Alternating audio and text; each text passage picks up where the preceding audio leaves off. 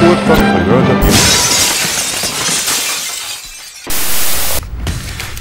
Kuninganna Elisabeth II kuulutas Londoni olümpiamängud avatuks ja pärast seda süütasid 7 noort Briti sportlast olümpiatule. Suurejoonelise avatseremoonia käigus heideti pilk korraldajamaa ajalukku ning näidati kõike, mille poolest Suurbritannia on maailmas tuntud.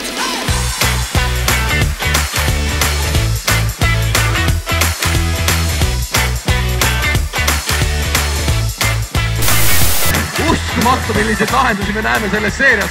Ja seis on viigis 24-24. Paukla paneb praegu veel ära! Täna küpsetame grillpizzat. Selleks oleme me Tarmoga siia Kana-Taha rõdule tulnud ja hakkame tegema. Tarmo, ma tean, on suur pitsameister. Kuidagi niimoodi siin tehti. No ei, aga... Nimelt tõmbasid saarlased ja hiidlased täna üle Soela väina köit ja kinnitamata andmetel võib tegemist olla maailma pikima köieveoga. Kuulsa filmirežissööri Danny Boyle'i lavastatud show nimega Imede saared tõi rahva ette rohkem kui 10 000 vabatahtlikku, kellest enamik kulutasid esinemisnumbri harjutamiseks umbes 150 tundi oma elust.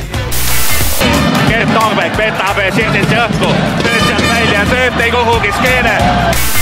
Vaata nüüd seda. See on ikka stiilne. Ja kusjuures, kui tuli ilus välimus, pange leeklambiga ilusti kärssama. Ongi äge, nii et selline mõnus grillpizza.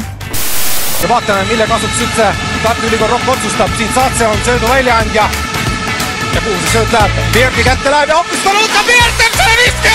See vise on sees!